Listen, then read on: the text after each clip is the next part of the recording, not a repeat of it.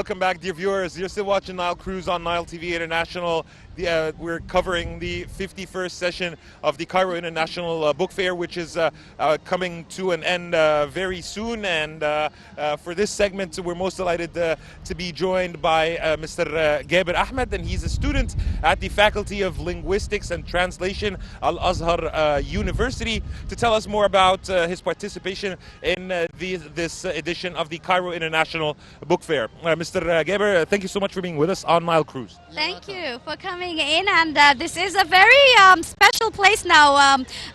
Whenever the days are almost closing for the session of the International Cairo Book Fair, I think we become more sympathetic, curious. Yes, exactly. That was the word, about how it was running this year and about all these special events and books that have been portrayed this year. Tell us about your experience and your participation in this 51st session of Cairo's International Book Fair. Bismillahirrahmanirrahim. I have to start by saying I am very pleased and excited to be part and parcel of this program, especially the Cairo International Book Exhibition, which is the 51st. I have been attending this Cairo Book Exhibition for 6 years, and this is my 6th time of being here at the Cairo International Book Exhibition. Actually, I cannot be able to describe how good things are and how beneficial things are, because I have benefited with a lot of things here, especially when you come here. If you're looking for any book, starting from the religious book or any type of book, maybe Western education book, any book you're looking for, if you don't find it anywhere, you can find it here at the Cairo International Book Fair. So actually, my words are too little to describe how great things are to me. Mr. Gaber, it is worthy of note that the Cairo International Book Fair this year has chosen Senegal to be the guest of honor for this book fair, and also you know that Egypt is presiding over the African Union.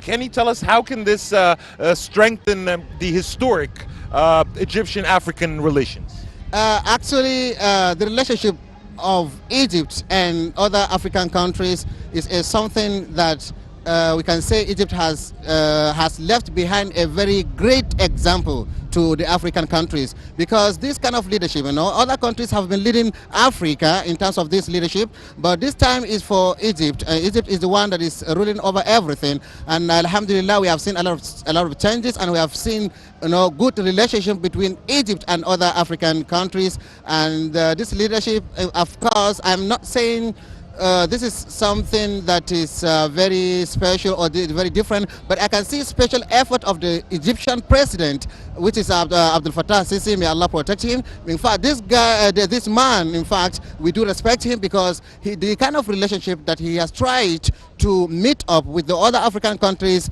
is something that is very special, and we are happy for that. In fact, he has left behind a very exemplary leadership in his leadership. So we are very grateful, and we hope that if there is need for continuity of this tenure, it is for Egypt to keep going for a very long period of time before it gets to a stop. Thank you so much. Sir, speaking of the culture of the entire African continent, and because we are seeing again, and I'm very interested to discuss with my guests their views and how they see the flows of the general public in this year's International Book Fair, because usually, Kareem, when people say book fair, it doesn't sound interesting. If it was anything else, that's more amusing by nature of a human being. But on the contrary, this year we're seeing a lot of people from different nationalities, and a large percentage of Africans are here. What does this indicate about the interest of the African younger generation in reading? Actually, this sign has just tried to maybe predict the future situation of our younger generation, because this shows that people are now struggling to look for knowledge, are trying to look for materials that can help them study well in the future. So this is an indication that we're going to have a bright future, inshallah, as children, or people in general are looking forward to having a place that can get the required materials. For example, like I said before, if you're looking for some of the materials, you cannot find them except in a place like this, International Book Fair. So people are just coming here to look for their for the other materials that are not found anywhere else. So this is a very great indication showing that in the future, inshallah, we're going to have a very brighter life and brighter future. Yes, Mr. Gaber, the choice for this year's slogan of the fair and the theme is Egypt. The slogan is Egypt diversity, Egypt Africa, the culture of diversity. Rather, what do you think of this theme and the slogan for this year?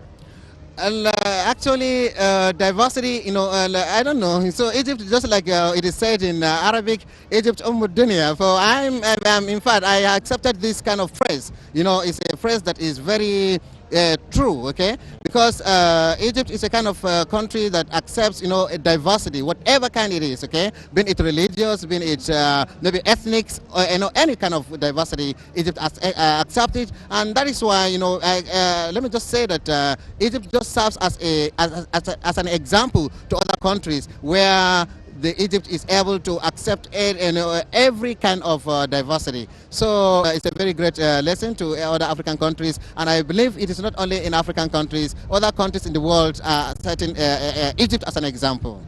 What is the most important thing or significant thing that grabbed your attention in this year's festival? You're studying here for a couple of years. This festival, well, I call it a festival, but this international book fair is held every year. What makes it very different this year that had grabbed your attention?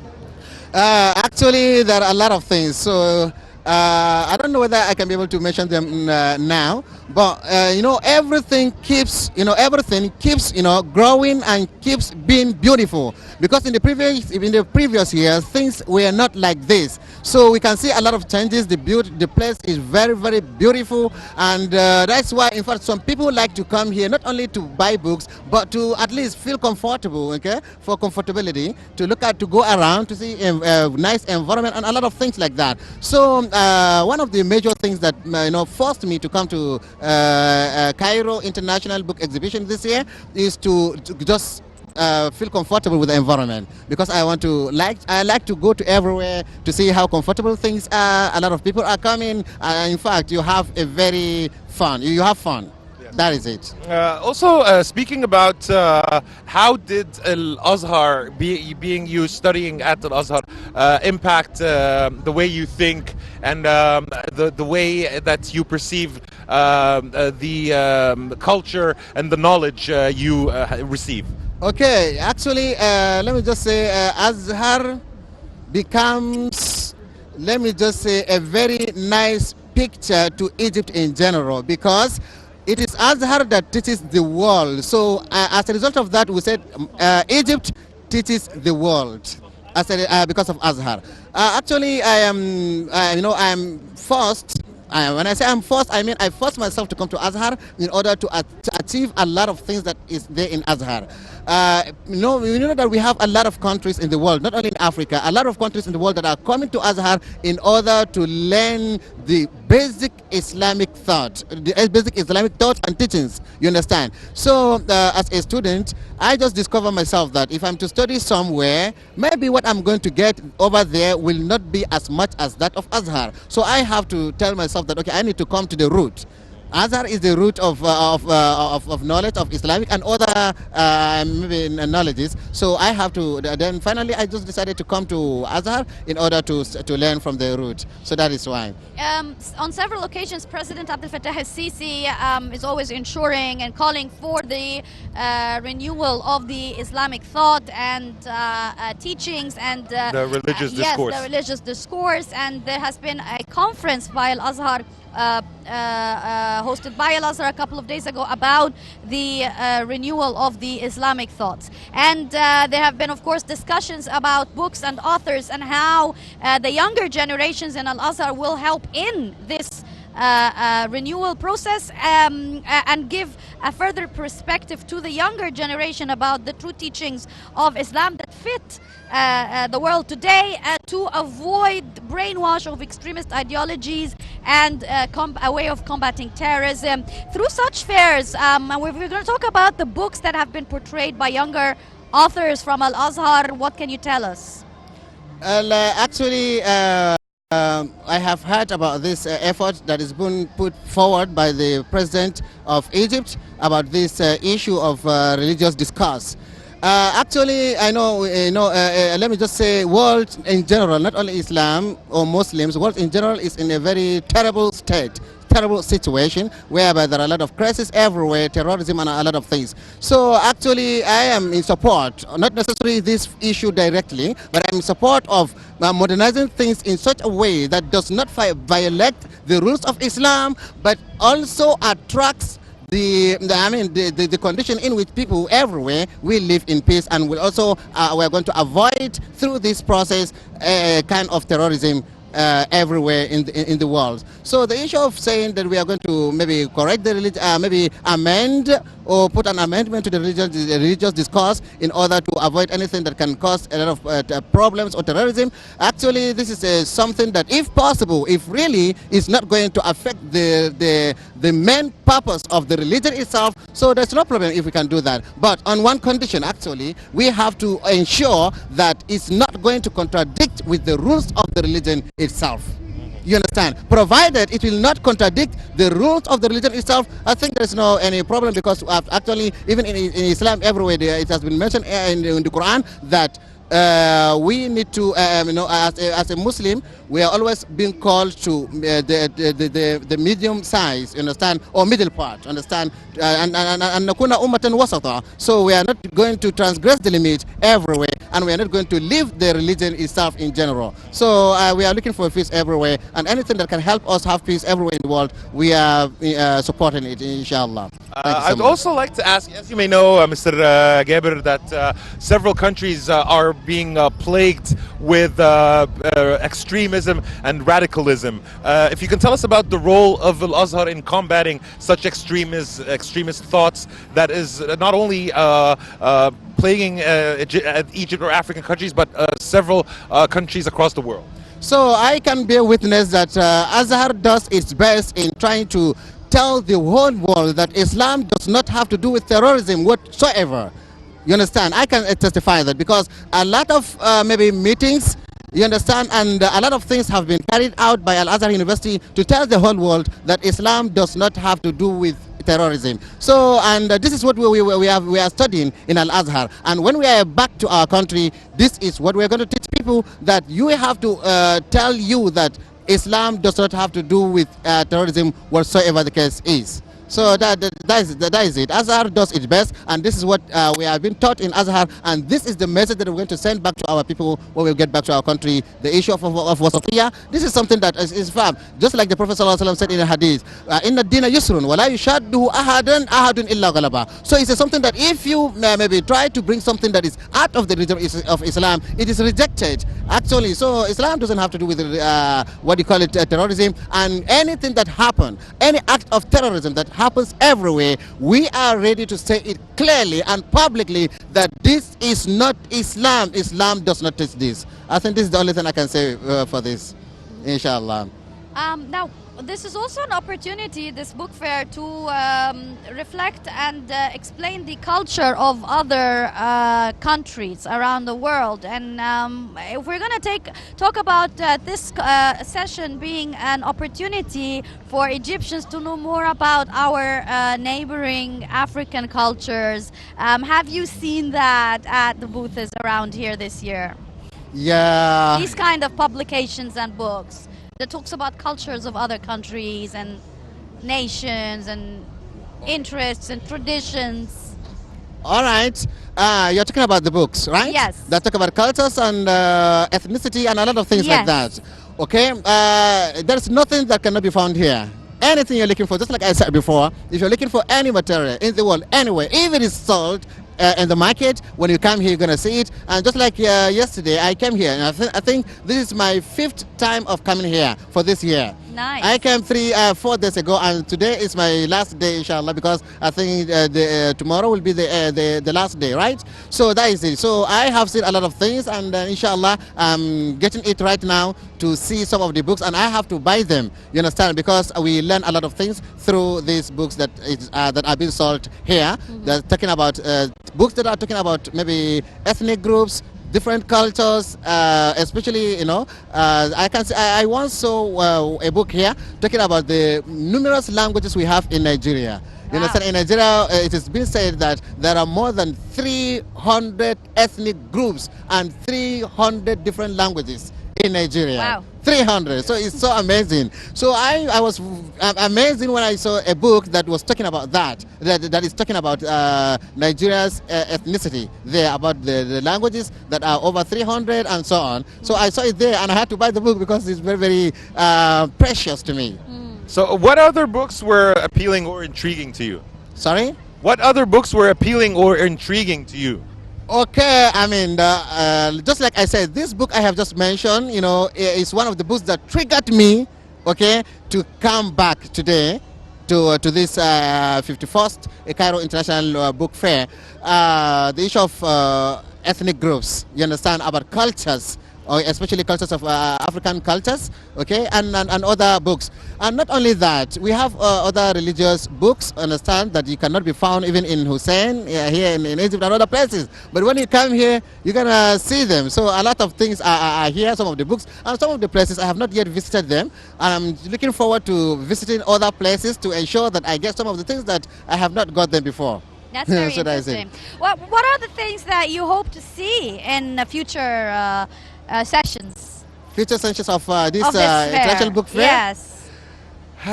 For now, it's unbelievable because I am satisfied for now. So my mind cannot maybe tell me what I look for until I see maybe new things next year if we are alive. Even if I'm back to Nigeria, I have to, if I am able to do so, I have to fly to Egypt purposely to visit this Cairo International Book Fair, inshallah. So I know just like we keep seeing new things every year, so I believe that by next year, inshallah, we're going to have a very new thing, which we don't expect. We would also like to know your opinion about the organization, also the prices of the books. Were they affordable or a bit pricey? If you can tell us more, your feedback. Yeah, I thought before, I had a misconception before. I thought that the books here are exorbitant, as we have very expensive, are very, very expensive. Okay, I mean, I'm talking about their prices, but not knowing that the case is not like that. Because I was, like I said before, I came here, this is my 5th time of coming here.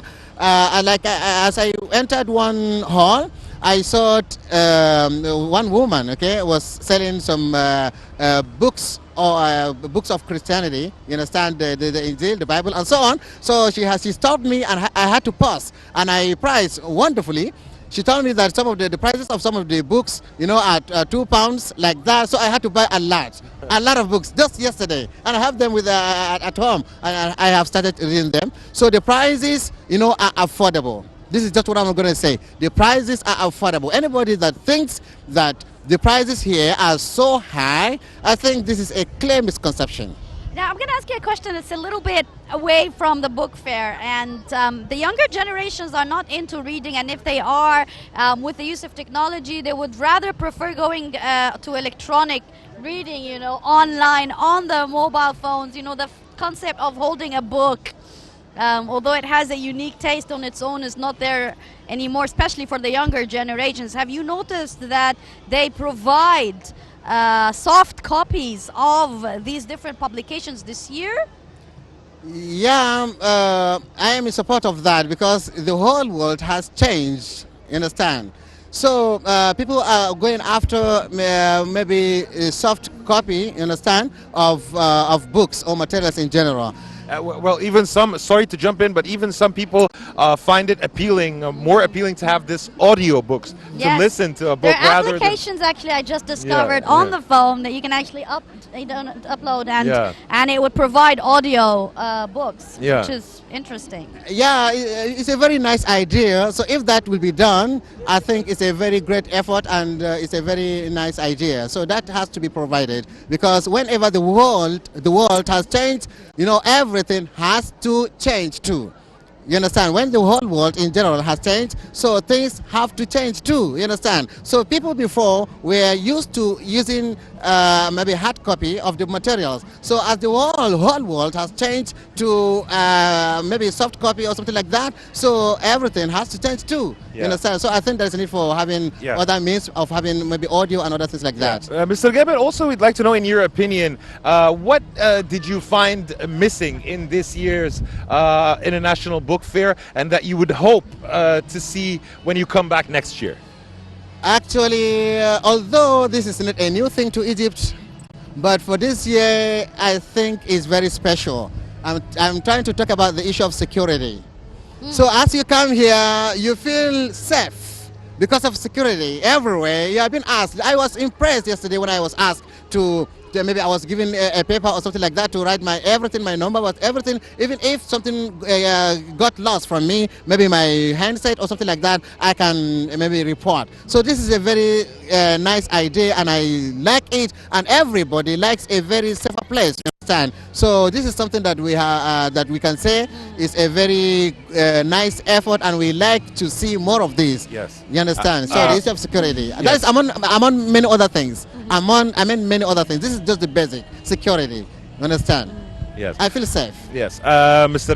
Gaber Ahmed, a student at the Faculty of Linguistics and Translation at Azhar University. Thank you so much for your insight, and thank you so much for being with us on Nile Cruise on Nile TV International. So thank you so much. Inshallah, Thank you I'm for grateful. coming in, and I hope you enjoy your stay too, and see you again next year, hopefully at the 52nd session of this book fair. You are still watching here Nile Cruise from Al Manara Convention Center, the 51st Cairo International Book Fair. We still have more coming up. Stay tuned right after this break.